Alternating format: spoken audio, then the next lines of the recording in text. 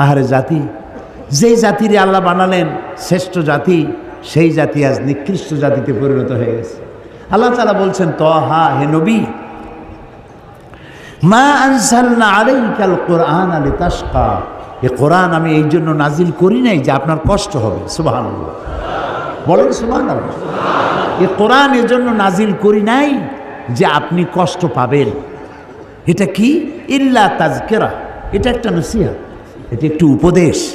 লিমান ইয়াখশা, যারা আল্লাহকে ভয় করে, যারা আল্লাহকে ভয় করে চলে তাদের জন্য নসিহত। আর এই নসিহত যারা মানবে তাদের কপাল খুলে যাবে।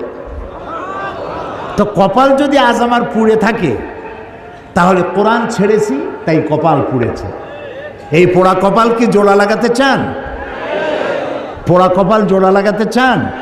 কারা কারা চান দেখি তো, পোড়া কপাল জোড়া লাগাইতে চান? আলহামদুলিল্লাহ, আলহামদুলিল্লাহ, হাত নামান। আলহামদুলিল্লাহ।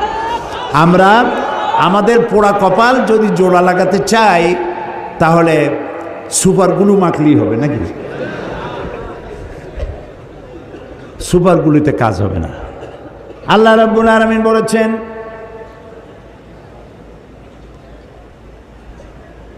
আমি ইন্নাল্লাহা লা ইউগাইয়িরু মা বিকওমিন হাত্তা ইউগাইয়িরু মা বিআনফুসিহিম, আমি কোনো জাতির ভাগ্যকে পরিবর্তন করি না যতক্ষণ পর্যন্ত সেই জাতি নিজের ভাগ্যই নিজেরা পরিবর্তনের জন্য সচেষ্ট হয়। তোমরা যদি তোমাদের ভাগ্যকে পরিবর্তনের জন্য সচেষ্ট হও, তাহলে আমি তোমাদেরকে ভাগ্য পরিবর্তন করে দেব। এটার নাম পরশ পাথর। এটার নাম কি? পরশ পাথর। আল্লামা আলতাফ হোসেন হালি তিনি বলছেন, উতর কর গারেহরা সে সুয়ে কম আয়া, উতর কর গারেহরা সে সুয়ে কম আয়া, और एक नुस्खे किमिया सतलाया। নবী করিম সাল্লাল্লাহু আলাইহি ওয়াসাল্লাম একটি অধপতিত সমাজকে কি করে চরিত্রবান বানানো যায়, কিভাবে ভালো বানানো যাবে, যেই জাতি চুরি করে, ডাকাতি করে, জেনা করে, ব্যভিচার করে, মানুষের মর্যাদা যেই জাতির ভিতরে নাই, এই জাতির ভাগ্য কেমনে ভালো হবে। হেরা পাহাড়ে বসে তিনি চিন্তা গবেষণা করতে লাগলেন। 40 বছর বয়স যেদিন পূর্ণ হয়ে গেল, আল্লাহ তাআলা কোরআন নাজিল করে দিলেন। হেরা পাহাড় থেকে কোরআনের আয়াত নিয়ে তিনি দুনিয়ায় অবতীর্ণ হলেন, দুনিয়ায় এলেন। কোরআনের সংস্পর্শে যারা এলো, জিরোগুলি সব হিরো হয়ে গেল। আল্লাহু আকবার, আল্লাহু আকবার, আল্লাহু আকবার। হযরত ওমর, হযরত ওমর, যিনি আল্লাহর নবী হত্যা করতে আসছে, সাধারণ মানুষ না, আল্লাহর নবী হত্যা করা কত বড় কঠিন কাজ। সেই রাসূলকে হত্যা করতে আসছে। এই কোরআন যখন তেলাওয়াত শুনলেন, এই জায়গাটা ঠিক আমি যেখান দিয়ে তেলাওয়াত করতেছি, এই জায়গাটা তিনি তেলাওয়াত শুনছিলেন, জীবনের পরিবর্তন হয়ে গেল। কোরআনের নির্ভুলতার অকাট্য দলিল এ বিষয়ে বলছেন আল্লামা দেলোয়ার হুসাইন সাঈদী। পৃথিবীতে সব জিনিসের নকল বেরোয়, আসল বেরোবার আগেই নকল বেরোয়। আর নকলে তো বাংলাদেশ ভালো চ্যাম্পিয়ন। পৃথিবীতে সব জিনিসের নকল আছে, আছে না? কিন্তু কয়েকটা জিনিসের নকল নেই। তার মধ্যে একটা হচ্ছে কোরআন। সুবহানাল্লাহ, পারবে না? আল্লাহ রাব্বুল আলামিন বলেছেন, তামাম পৃথিবীর সমস্ত মানুষ আর জিন সব যদি একত্রিত হয়ে যদি প্রচেষ্টা চালাও, পরস্পরকে সহযোগিতা যদি করো, এই কোরআনের মতো করে একখানা কোরআন বানাইতে পারবা না। আল্লাহ তাআলা আরো বলেছেন, যদি পারো তো কোরআনের মতো একখানা কোরআন বানাও। এই চ্যালেঞ্জ কেউ কবুল করতে পারলো না। আল্লাহ পাক তার চ্যালেঞ্জকে আরো একটু সহজ করে দিয়ে বললেন, 10টা সূরা বানাও। তাও কেউ পারল না। আল্লাহ এই পরীক্ষা আরো সহজ করে বললেন, ইন কুনতুম ফি রাইবিম মিম্মা নাযালনা আলা আবদিনা ফাআতু বিসূরাতিম মিন মিসলি, আমার বান্দার উপরে আমি যে কোরআন নাজিল করেছি, যদি তোমাদের সন্দেহ হয় তাহলে কোরআনের মতো করে ছোট্ট একটি সূরার মতো করে একটা সূরা বানাও। আল্লাহ তাআলা বলেন, ফাইন লাম তাফআলু ওয়া লান তাফআলু ফাত্তাকুন নারাল্লাতী ওয়াকুদুহান নাস ওয়াল হিজারা। আল্লাহ তাআলা বলছেন পারবা না এবং কখনোই পারবা না। তো দুনিয়ার সব জিনিস নকল হয়েছে, কোরআনের নকল আজও হয় নাই, ভবিষ্যতেও হবে না। ইনজিল নাজিল করেছেন কে? আল্লাহ তাআলা। জাবুরকে নাজিল করেছেন, তাওরাতকে নাজিল করেছেন। আল্লাহ কি বলছেন ইনজিল আমি হেফাজত করব, তাওরাত আমি হেফাজত করব, জাবুর আমি হেফাজত করব? বলেন নাই। কেন বলেন নাই? কারণ বলার দরকার নাই, ও শরীয়ত তো আল্লাহ মোকাম্মল করেননি। আরও কিতাব আসবে, সেই কিতাবখানার নাম কোরআন। এইটা নাজিল হবে। এইটা নাজিল করে আর নবী আসবে না, লা নবিয়্যা বা'দি ওয়ালা রাসূলা। আল্লাহর নবী রাসূলুল্লাহ সাল্লাল্লাহু আলাইহি ওয়াসাল্লামের পর আর কোনো নবী রাসূল আসবে না, নবীও আসবে না, রাসূলও আসবে না। আর আল্লাহর পক্ষ থেকে একটি শব্দ পৃথিবীর মানুষের জন্য আর আসবে না। আর যে আসবে না, সেই জন্য আল্লাহ তাআলা এটা হেফাজতের দায়িত্ব নিলেন। আল্লাহ রাব্বুল আলামিন বলেন, ইন্না নাহনু নাযালনায যিকরা ওয়া ইন্না লাহু লাহাফিজুন। কোরআন নাজিল করেছি আমি আল্লাহ, আর এর সংরক্ষণের সবটুকুন দায়িত্ব আমি আল্লাহ গ্রহণ করেছি। প্রিয় ভাই সব, কোরআনের কথা বলতে বলতে আমি তো শেষ করতে পারবো না। জীবনে বয়স তো কম হলো না, 70-এর কাছাকাছি চলে এলো। এই 70-এর কাছাকাছি বয়সের অর্ধ শতাব্দী, প্রায় 50 বছর কোরআনের খেদমতে নিয়োজিত আল্লাহ রাখছিলেন। দেশে বিদেশে পৃথিবীর 5টি মহাদেশের অন্তত 50টিরও বেশি দেশে কোরআন নিয়ে দৌড়াইছি, ছুটে বেড়াইছি। এ কোরআন শুনে পর্যন্ত যারা মুসলমান হলেন আল্লাহর গোলামের হাতে, তাদের সংখ্যা 600-র কাছাকাছি হয়ে গেছে। এই কোরআন শেষ করতে পারবেন না আপনি।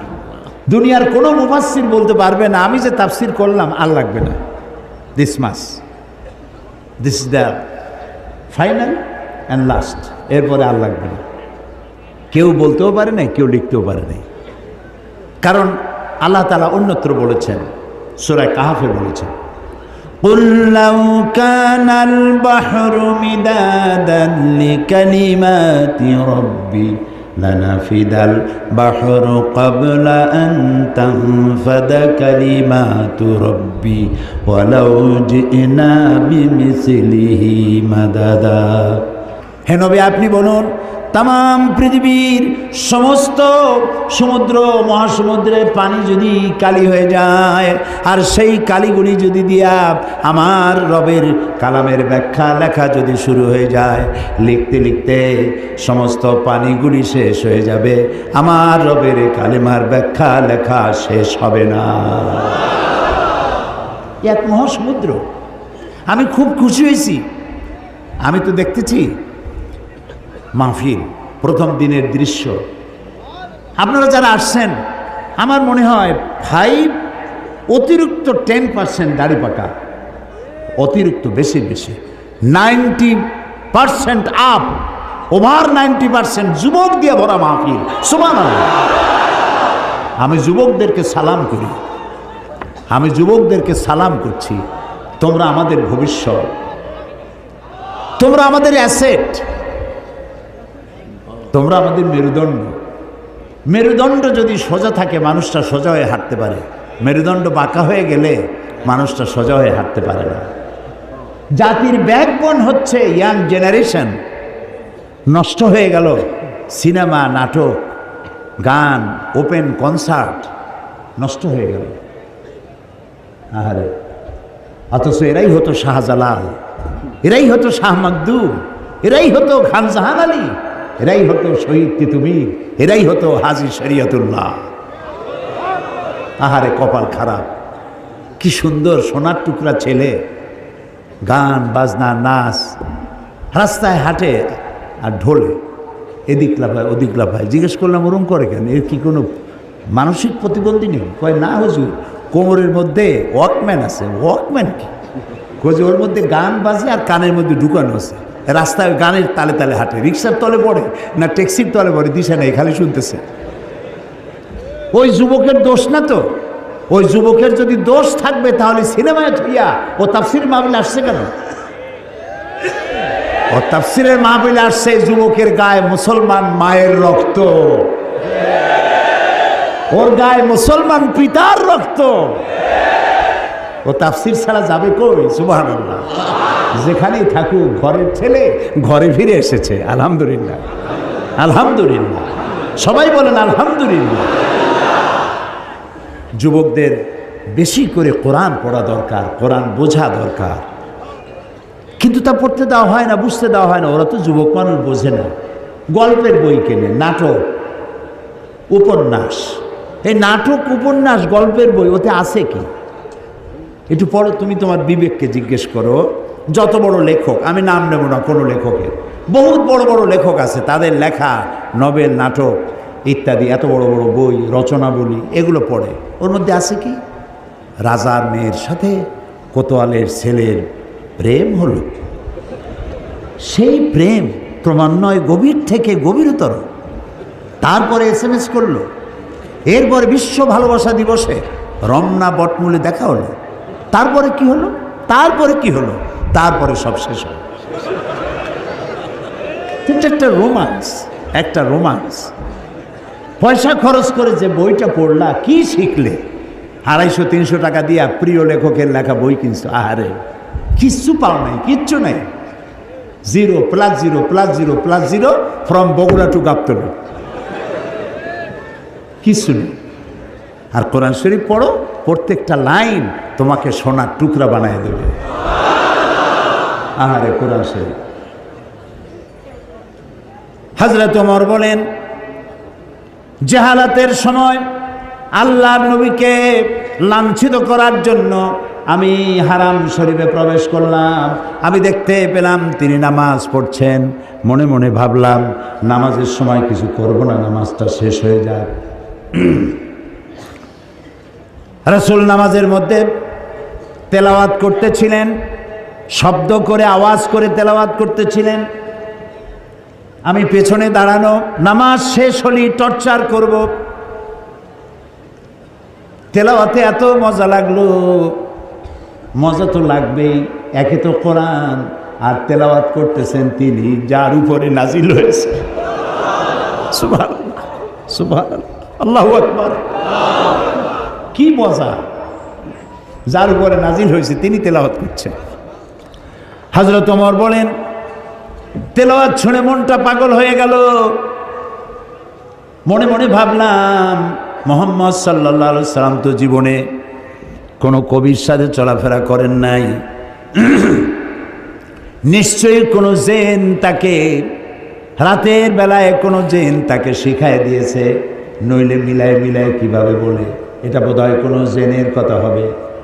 হযরত ওমর বলেন, আমি যখন মনে মনে ভাবলাম গণক হয়ে গেছেন, তখন আমি শুনতে পেলাম তিনি তেলাওয়াত করতেছেন, ওয়ামা হুয়া বিকাউলি কাহিনিন কালিলাম মা তাযাক্কারুন। না না না, এটা কোনো গণকের কথা নয়। আল্লাহু আকবার। হযরত ওমর বলছেন, আমার কাছে মনে হচ্ছিল যেন আমার পায়ের তলা থেকে মাটি সরে যাচ্ছে। কি আশ্চর্য! মনে মনে যা চিন্তা করি তারই জবাব আসে। আচ্ছা, এটা জেনের কথা নয়, কবির কথা নয়, গণকের কথা নয়, তবে এটা কি? যেই না মনে আমার প্রশ্নে উদয় হলো, তবে এটা কি? অমনি রাসূল আবার তার তেলাওয়াতের মধ্যে তিনি রাসূল তেলাওয়াত করতেছেন। তিনি তো জানেন না যে পিছনে ওমর দাঁড়াইয়া অঙ্ক মিলাইতেছে। সুবহানাল্লাহ। এ কুদরত কার? রাসূলুল্লাহ দোয়া করতেন, আল্লাহ ওমরাইনের জন্য তো, দুই ওমরকে আল্লাহ তুমি ঈমান আনার তৌফিক দিয়ে দাও। দুই ওমর, এক ওমর হলেন ওমর ইবনুল খাত্তাব, আর আরেকজন হলো ওমর ইবনুল হিশাম আবু জাহল। এই দুই ওমরের জন্য তিনি দোয়া করতেন, আল্লাহ ওদের নেতৃত্ব দেওয়ার দারুণ কোয়ালিটি, এই লোকগুলো আমার হাতে দিয়ে দাও, ইসলামের জন্য দিয়ে দাও। আল্লাহু আকবার। তো রসুলের দোয়া একজনের জন্য কবুল হয়েছে, হযরত ওমর ইবনুল খাত্তাবের জন্য। হযরত ওমর বলেন, আমার চোখের সামনে প্রশ্নবোধক চিহ্ন ঘুরতেছে, এটা জেনের কথা নয়, কবির কথা নয়, গণকের কথা নয়, তবে এটা কি? যখনই মনে মনে চিন্তা করছে তবে এটা কি, অমনি নবীজি তেলাওয়াত করলেন, তানজিলুম মির রাব্বিল আলামিন। এটা হচ্ছে আল্লাহর পক্ষ থেকে নাজিল করা, নাজিলকৃত কিতাব। সুবহানাল্লাহ। হযরত ওমর তিনি বলছেন, আমার কাছে মনে হচ্ছিল ইসলাম, ঈমান তার নিজস্ব শক্তি নিয়ে যেন আমার কলজার মধ্যে গেড়ে বসতেছে। কিন্তু তখনও হেদায়েতের সময় আসে নাই বলে তখনও তিনি ঈমান আনতে পারেন নাই। পরবর্তী সময় সূরার, আমি যেখান থেকে তেলাওয়াত করলাম সূরা তহার, এই তেলাওয়াত শুনছিলেন। আর তারপরে তিনি যে তরবারি দিয়ে রসুলকে হত্যা করতে গিয়েছিলেন, এগুলো আপনাদের জানা আছে, সেদিকে যেতে চাই না। তরবারি ভালাই দিয়া লা ইলাহা ইল্লাল্লাহু মুহাম্মাদুর রাসূলুল্লাহ, ঈমান নসিব হয়ে গেল। তো এই কোরআন জিরোকে কি বানাই দিল? বলেন, হিরো বানাই দিল।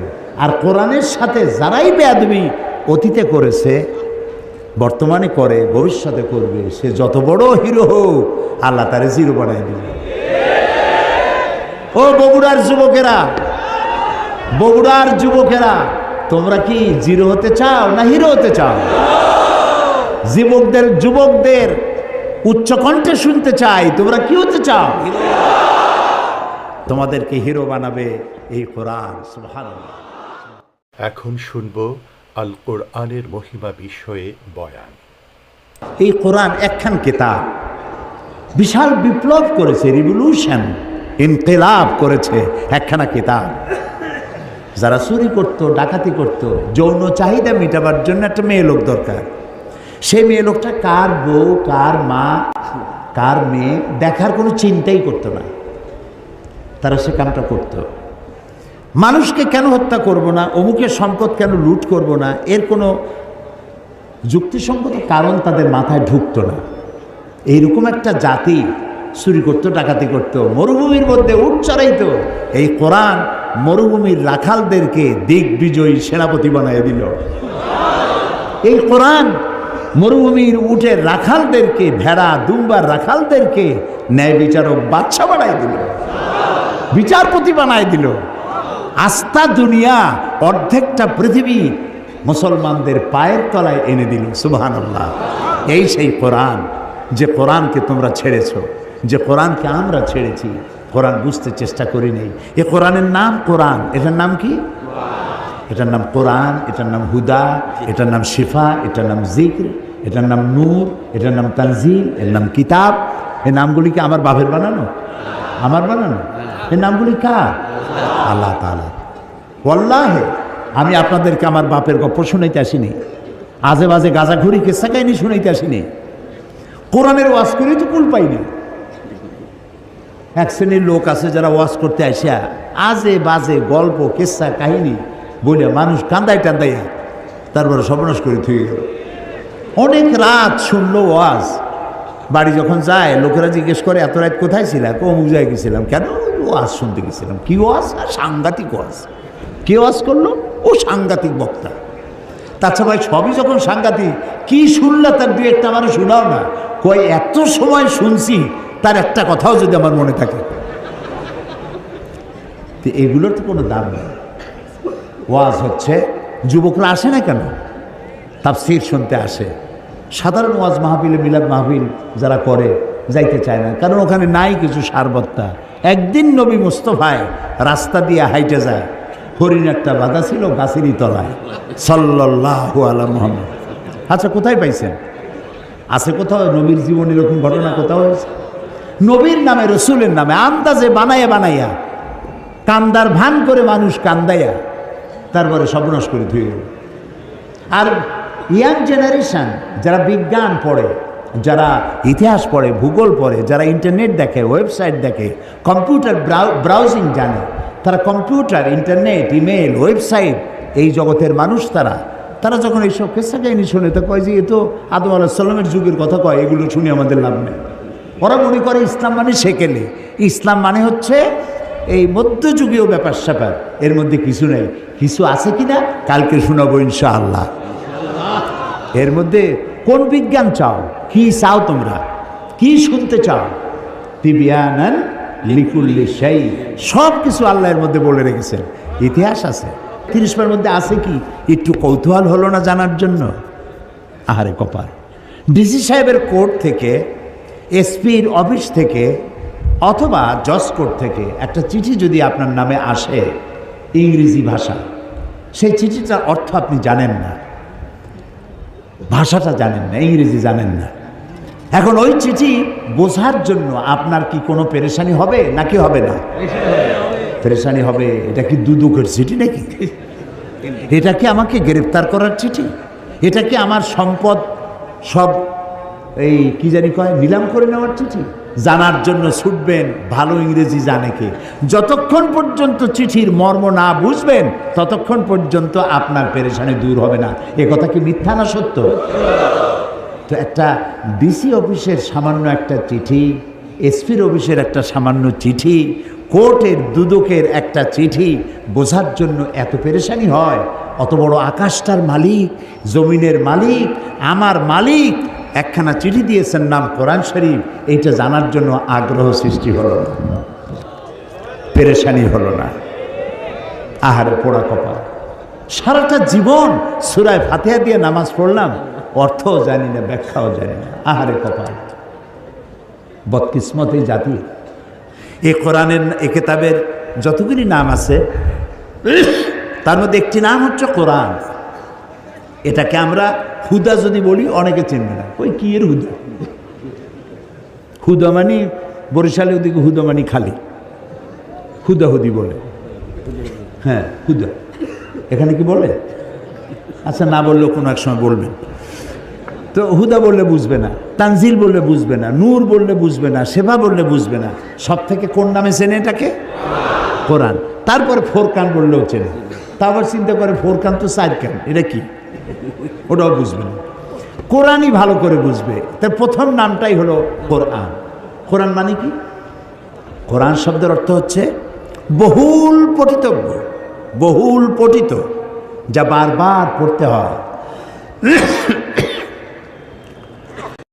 এই যে নাম, সার্থক নাম, কোরআনের চাইতে বেশি পড়া হয়েছে পৃথিবীতে এরকম একখান বইয়ের নাম আপনি বলেন। বললে আমি পুরস্কার দিয়ে যাব। নাই, পৃথিবীতে এমন একটা মুহূর্ত নাই যখন কোরআন শরীফ পড়া হয় না। ভাবতে পারেন যে আমার এখানে যখন রাত 1টা বাজে তখন তো সারা দেশ ঘুমাই গেল, তখন কোরআন শরীফ কেনা পড়ে? আরে ভাই, আপনার এখানে যখন রাত 1টা, আমেরিকায় তখন দিনের 1টা, ওরা তখন জোহর পড়তেছে। আপনার জোহর আরেকজনের আসর, আপনার এশা আরেকজনের ফজর। সারা পৃথিবীতে সময়ের এই যে ক্লাইমেট এবং টাইম, এই টাইমের যে পরিবর্তন, সময়ের পরিবর্তনের ভিত্তিতে পৃথিবীতে একটা মুহূর্ত এমন নাই যে পৃথিবীর কোথাও না কোথাও কোরআন শরীফ তেলাওয়াত করা হচ্ছে না। এটাই একমাত্র কিতাব যা মানুষ বুঝেও পড়ে, না বুঝেও পড়ে, রাতেও পড়ে, দিনেও পড়ে। সুবহানাল্লাহ। আর যারা পড়ার সুযোগ পায় না, শোনারও সুযোগ পায় না, মাসে অন্তত একবার তারাবিতে গোটা কোরআন শোনার ব্যবস্থা করা হয়েছে। কিন্তু এইটা ঠিক না যে শুধু আমি শুনব। কোরআন বহুল পঠিত, এর থেকে বেশি পড়া হয়েছে এমন কোনো কিতাব পৃথিবীতে নাই। 1। 2 নম্বরে এর নাম হলো কিতাব। এর নাম কি? কিতাব। কিতাব মানে লেখা, কিতাবাত করা, লেখা। কোরআনের চাইতে বেশি লেখা হয়েছে, কোরআনের চাইতে বেশি প্রিন্টেড হয়েছে, ছাপা হয়েছে। এরকম একখানা বইয়ের নাম কি বলতে পারবেন? নাই। পৃথিবীর সর্বাধিক প্রিন্টেড, সর্বাধিক ছাপা লেখা হয়েছে যে কিতাব, তার নাম কোরআন শরীফ।